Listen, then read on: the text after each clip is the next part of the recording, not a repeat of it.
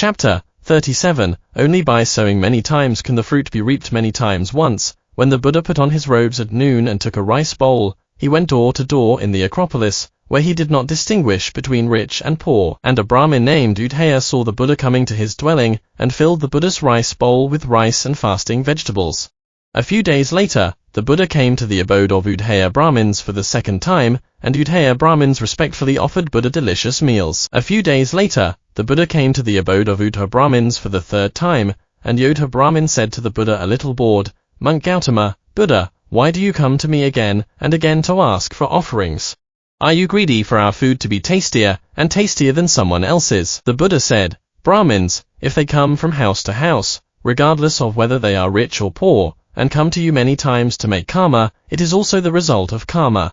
Brahmins, you have to understand that seeds will be sown many times, and rain will fall in the sky many times. Farmers can sow seeds, fertilize and plow the fields many times, in order to harvest fruits many times.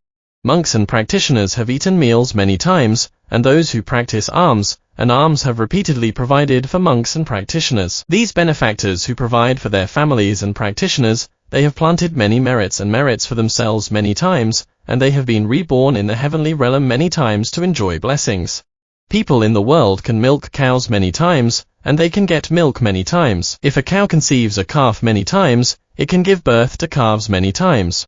The world has been tired, and miserable countless times. People in the world have died countless times, and countless times they have died and buried in the ground. The bodies of people in the world have decayed into white bones countless times, and they have been reborn in this world countless times to suffer and suffer.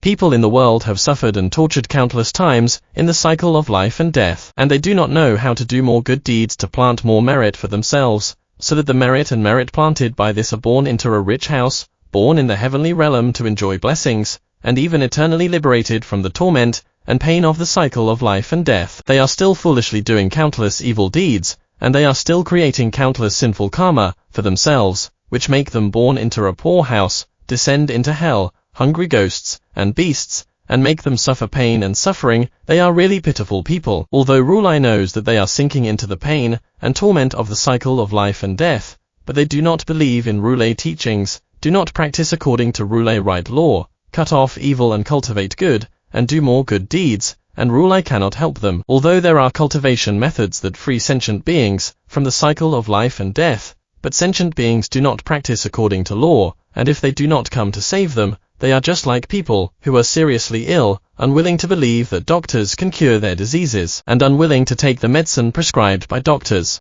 Without taking medicine and treating diseases in the way doctors say, doctors cannot cure seriously ill people, nor can they help them get rid of their illnesses and free them from their pain. At this time, the Buddha said, "Seeds are sown again and again, rain is falling again and again. Repeatedly plowed farmland, repeatedly grain fruit. Repeatedly begging for food, repeatedly giving staple food. Repeatedly giving, and repeatedly traveling to the heavenly realm. Repeatedly milking cows and asking for calves. Tired and bitter, fools are repeatedly in the womb. Repeatedly in life and death, repeatedly sent to the cemetery."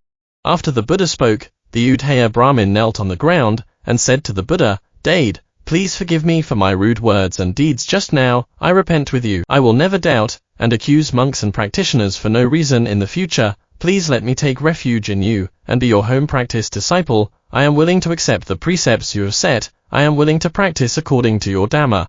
Buddha accepted the refuge of Udhaya Brahmins.